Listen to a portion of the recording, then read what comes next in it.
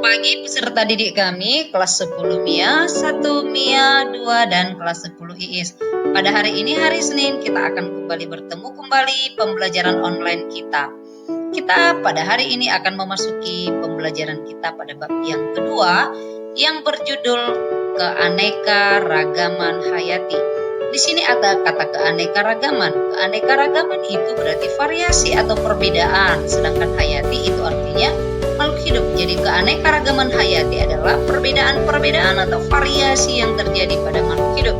Seperti pada cover ini kita lihat ada 4 ekor jerapah. Nah, keempat ekor jerapah ini tidak ada yang sama. Lehernya berbeda-beda, ukurannya, beratnya mungkin akan berbeda, dan lain sebagainya. Perbedaan-perbedaan ini kita sebutlah dengan keanekaragaman. Oke, baik. Maka pada hari ini tujuan pembelajaran yang akan kita capai ada 2. Tujuan pembelajaran yang pertama adalah setelah belajar mampu mengidentifikasi keanekaragaman hayati di Indonesia berdasarkan keanekaragaman gen, berdasarkan keanekaragaman spesies, berdasarkan keanekaragaman ekosistem, dan karakteristik wilayahnya. Yang kedua adalah menjelaskan sejarah, tujuan, manfaat, dasar klasifikasi organisme, dan tata nama binomia.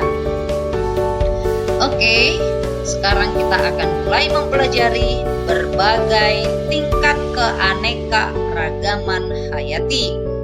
Tingkat keanekaragaman hayati itu ada 3. Yang pertama disebut dengan tingkat keanekaragaman gen. Yang kedua disebut dengan tingkat keanekaragaman jenis. Dan yang ketiga disebut dengan tingkat keanekaragaman ekosistem. Jadi tingkat keanekaragaman itu ada 3. Kita mulai mempelajari yang pertama adalah tingkat keanekaragaman gen. Kalau dikatakan tingkat keanekaragaman gen itu artinya keanekaragaman atau variasi atau perbedaan-perbedaan yang kita temukan dalam satu spesies.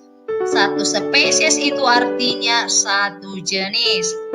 Misal pada cover ini Ibu tayangkan ada gambar apa ini? Ya, gambar bunga mawar. Ada di sini kurang lebih 12 gambar bunga mawar. Sama-sama bunga mawar, jenisnya bunga mawar. Berarti satu jenislah semua gambar ini. Tetapi di antara ke-12-nya ada perbedaan. Perbedaan yang terjadi dalam satu jenis inilah yang kita sebut dengan keanekaragaman tingkat gen. Jika Ibu tanya, apa yang membedakannya?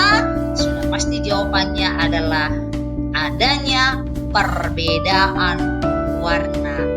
Ada kuning, ada merah jambu, ada warna merah, ada warna krem, dan warna yang lain. Jadi ada 12 macam di sini warnanya.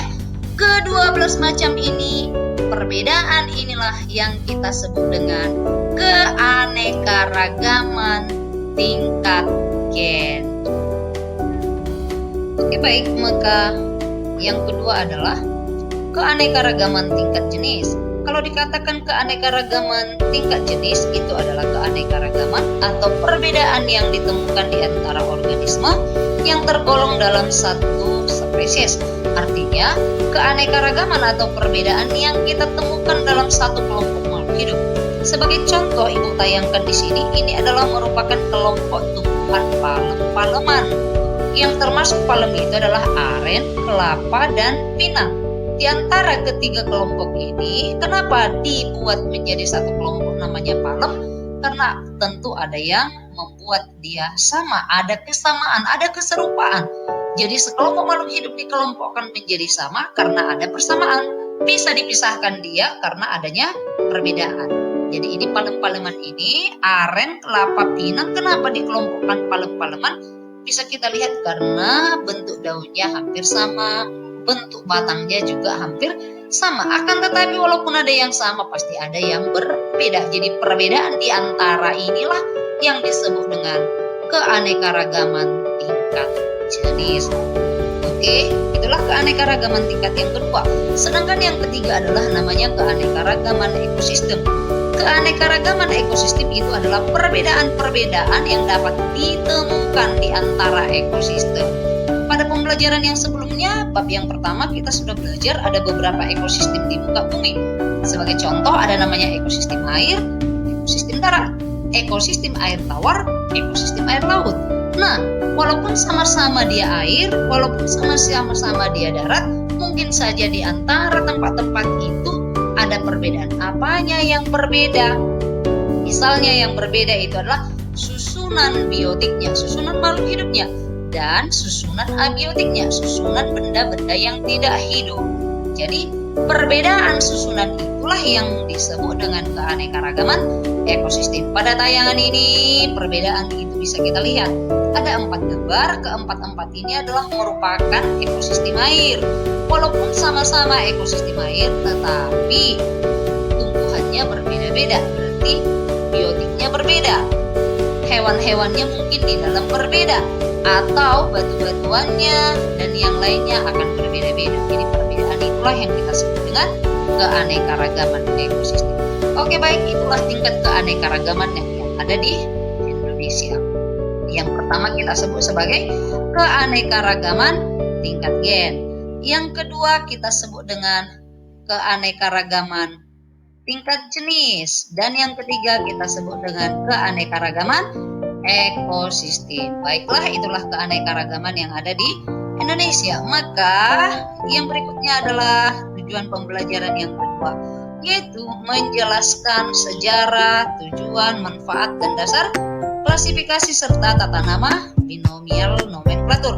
Maka tujuan pembelajaran yang kedua ini Ibu berikan melalui tugas mandiri. Lalu apa tugasnya? Tugasmu adalah ada 5. Yang pertama, tuliskanlah, jelaskanlah sejarah klasifikasi organisme.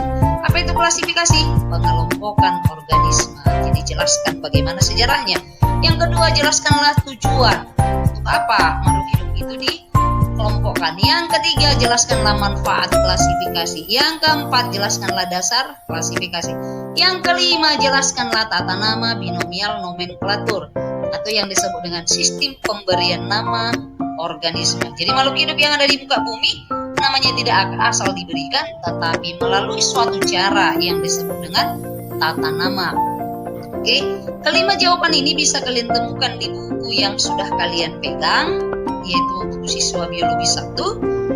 Untuk jurusan dia, kamu temukan nanti, kamu baca nanti pada halaman 32 sampai 39. Sedangkan untuk jurusan IIS pada halaman 143 sampai 149. Kamu baca dengan baik, maka jawaban tugas nomor 1 sampai 5 pasti bisa kamu temukan dengan baik. Oke, selamat mengerjakan, semangat. Semua jawaban Ibu terima melalui Google Classroom masing-masing. Dan jangan lupa pada buku harus ada nama, tuliskan pertemuan keberapa, dan usahakan memberikannya sedapat mungkin sebelum jam 12 ya. Ditunggu oleh Ibu J. Selamat bekerja ya. Oke, terima kasih.